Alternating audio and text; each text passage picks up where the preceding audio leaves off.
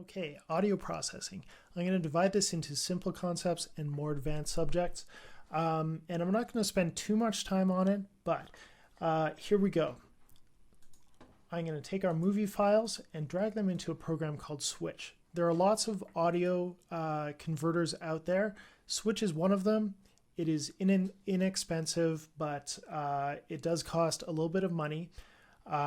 There are free options out there, but I find Switch does such a great job that I love having it and I bought it. It's going to take these movie files and create a new audio file based on it. So it's going to strip out that audio. It's not going to strip it out. It's going to copy that audio file only and create a new file with the same start and the same end. Let's do that now. We've selected all our movie files. It's outputting to our output folder. We're outputting WAV files. Let's convert it. And it works fast and perfectly. Great, we have our WAV files. I'm going to open up Logic and we create a track. Let's drag in all those WAV files. Here we go. We're going to create some new tracks. There we are. And there's our audio of all of our movie files. What do you notice? That's right, we have our clap points. Fantastic. That's going to help us right now. First, I'm going to trim out some garbage. And then I'm going to bring it all over. Still not synced.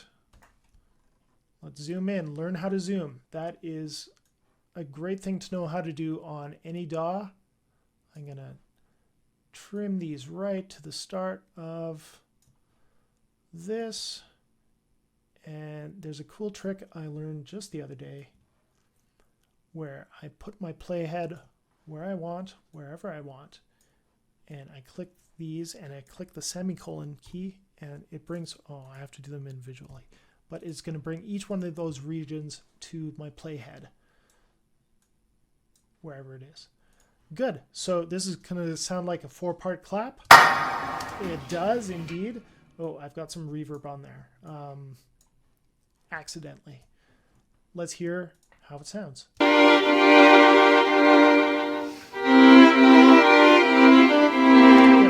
So the audio files that you're going to get from your students or participants,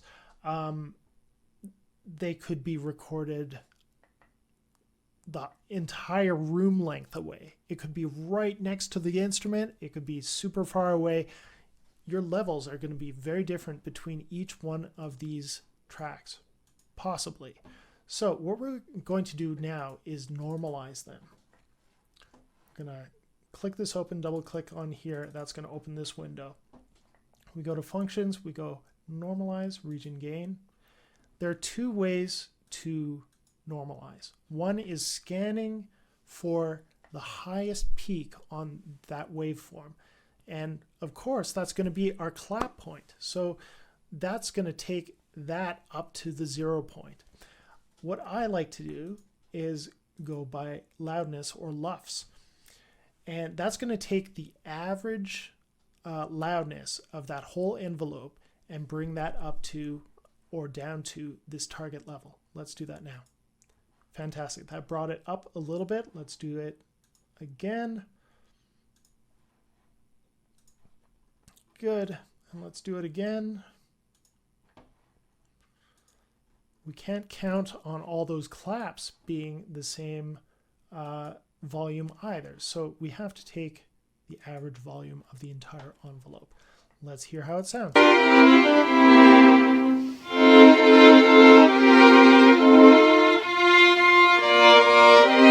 Fantastic. That sounds great. So I've opened up the mixer here and let's say we want some sort of stereo image. I see 4 players in front of me, 1, 2, 3, 4, and I want that to be reflected in my headphones. So I'm going to take this track here and move it all the way to the left. I'm going to move this one midway to the left, this one a little bit to the right, and this one all the way to the right. If I was to do that up here in this view, you can see this dial right here. It's reflected there. So there are many ways and many places of doing the same thing. You have to explore your DAW and see what is right for you and your workflow.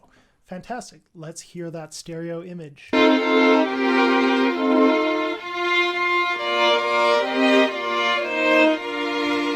That's really lovely. So some other things we can do. We can adjust the EQing or the frequency of each one of these tracks. We can double click over here and say, you know what, this violin sounds a little dull. Let's bring up its brightness. We don't want to really spike it like this, but let's just solo this.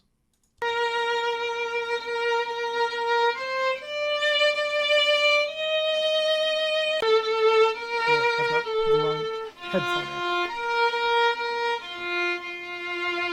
Good. Let's bring down that EQ. Good. Do you hear how it's just a little bit duller? Fantastic. Let's keep it as it was. I like how it was. I like the sound of my instrument. Fantastic. And the overall mix, all of these channels eventually flow to the right and they come out on this stereo channel. That is our master channel. So from there, let's open up the EQ. This is going to affect the EQ of the overall mix. Fantastic. So we go over here to EQ tools and let's say, you know, I like a darker sound. Let's go make darker. That's going to boost the level of the lower frequency range and dim the upper frequency range just a little bit. Again, it doesn't do huge spikes like that. Let's hear how that sounds. I'll contrast that with bypass. Good, nice. Now, let's add some ambience. Let's add some reverb. We'll open up Space Designer. There's lots of built-in reverbs for both Reaper and Logic Audio. And let's choose, let's choose a bright hall. A bright hall. How does that sound? Good. So we have a dry signal, which is the signal without the effect on it. And we have a wet signal, which is how much of the effect we want. That seems like just a little bit too much reverb to me. So let's bring that down to -20. Let's hear that again. Maybe split the difference. Let's bring that up to 17.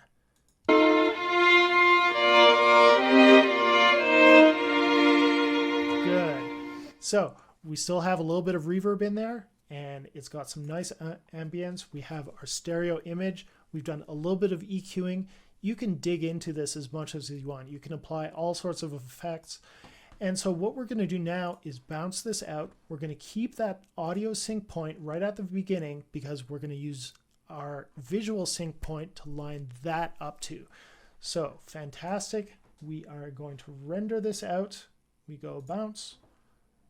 We keep the normalization on. That's probably just going to stretch up that clap peak anyway, so that's fine. We're going to eventually get rid of that. And we're going to go rendered audio. Bounce, replace. Fantastic. All right, we're ready to place this in our final step of our project. We're going to do that in our video editor. Here we go. Okay, some more on audio processing. Fantastic. So let's open up a new project and bring in our audio. We're going to set up our synchronization. Nope, sorry. Great. And we see our sync points. Wonderful. Let's trim those just a little bit.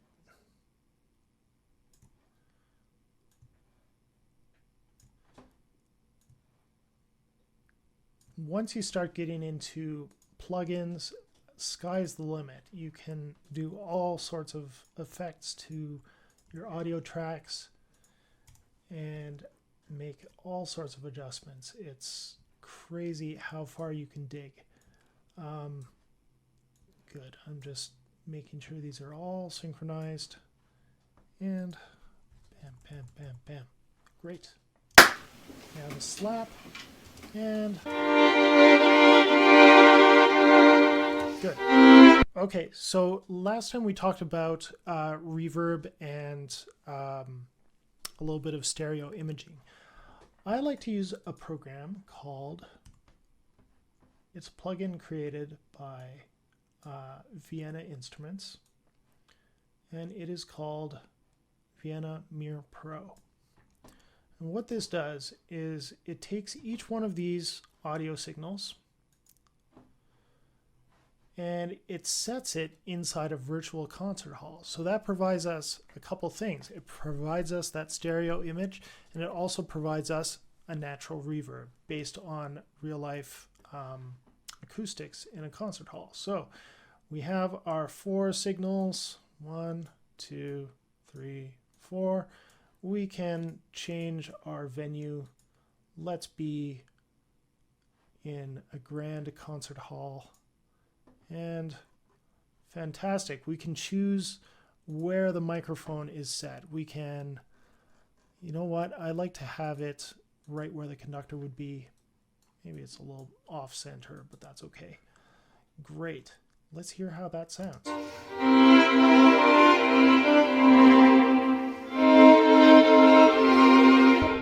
Good, that's lovely. Let's see how it sounds in Studio 2. Nice recording hall. Good,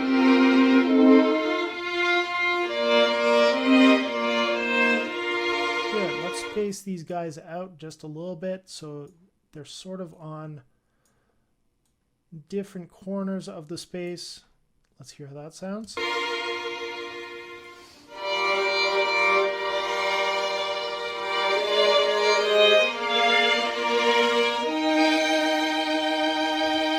Good. Fantastic. So we can play a lot with this sort of effect. We can choose where our conductor is. We can space our musicians wherever we want to make a really, really beautiful audio sound. And we can even change the types of mic configurations that we have in Mir Pro. It's a really, really wonderful sounding natural reverb, and lots of options for different concert halls. Oops, my violin player is in the audience. We don't want that. All right, fantastic. So some other things I'm going to show you. Now, we didn't really have many timing problems. It was because I was adhering to the click that I gave myself. Let's put this a little bit off.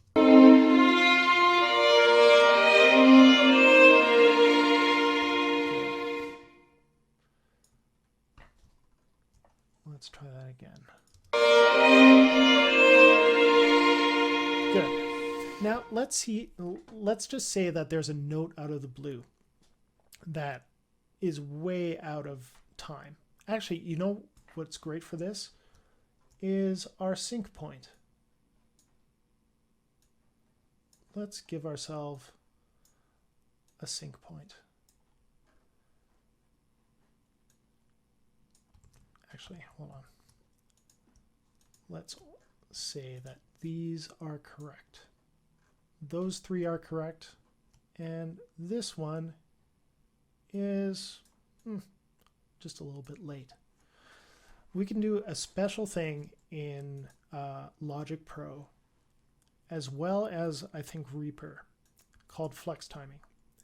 And it is amazing because you can select whatever point on the waveform and say, oh, I want to flex here. I want to bring this a little bit over. And everything sort of stretches like an elastic band, and it works really, really well. So we choose polyphonic. Actually, monophonic is fine because we are a monophonic instrument, violins and me.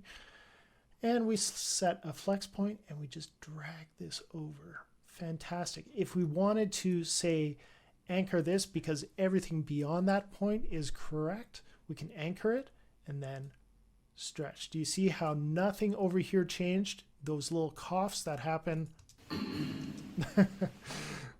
they didn't move. So if that anchor hadn't been there, they would have moved a little bit to the left like an elastic band, but they weren't because I had the anchor down. Fantastic. And this will sound exactly together. Fantastic. So we can apply that to any one of these notes way over here. Look at that. My entrance here is just a little bit late compared to here. Let's hear that. All right, so we have a job ahead of us. Let's set a sync point or a flex point here and drag this over. This is going to fix the timing. Look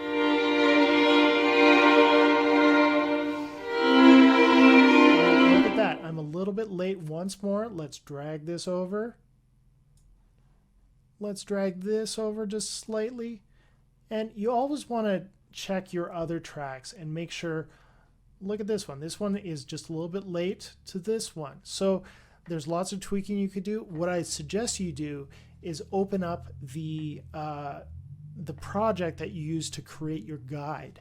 And that way you have your tempo structure and everything designed into the grid. You can bring in your audio files and then have a grid to match.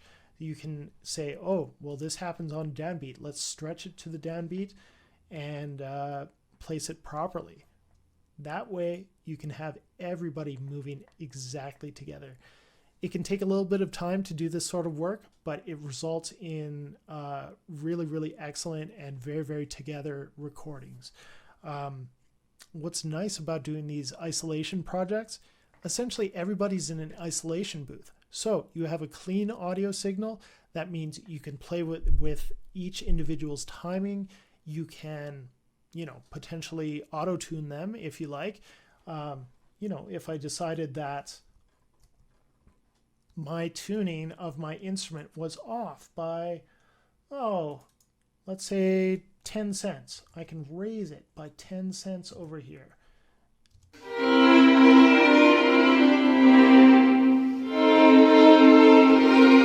Okay, that's not too bad. Let's take all of them and say, I don't like that key. Let's transpose it up by a second. I don't know if this is going to work. Let's try.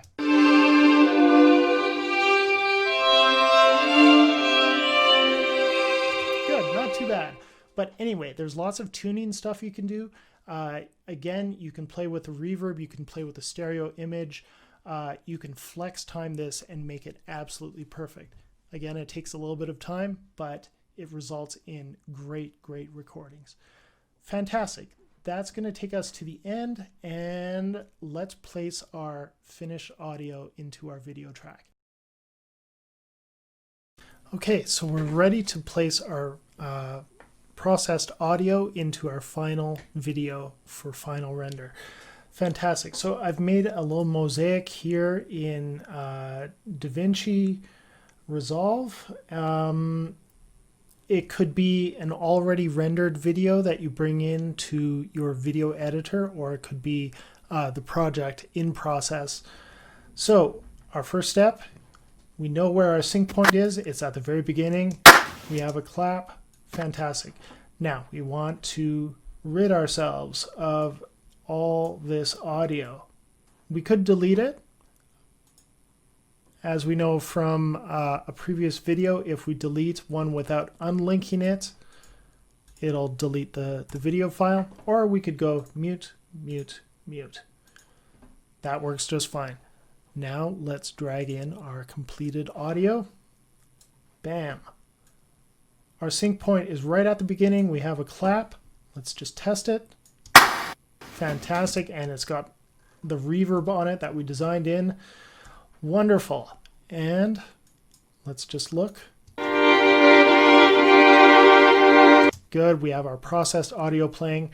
Let's trim the front of this to start, oh, say here. We go select all, we split it, we get rid of the front, and let's trim the back. And there I want it to end. I split it again, grab those garbage things, and we're good. Let's put a fade out, both on the audio and on each of the videos. If it's a single audio or a single video file, you only have to do this once. And let's do a little fade in for the front. Ladies and gentlemen, we are done. And let's zip to the end and just see how that outro works. Beautiful. Okay, we select all, we go File, Quick Export, and we go Completed Video and save. It can take some time to render. You can go have a coffee or your beverage of choice, and you're done. Fantastic. So this takes us to the end of the demonstration videos. I hope they were helpful to you. Please dig into the documentation of DaVinci, of Filmora, of Switch and UniConverter. There's very likely utilities within them that I haven't touched on. So this was just a quick overview of my process for creating the MOSAIC videos that you've seen. Fantastic. Okay, back to the lecture.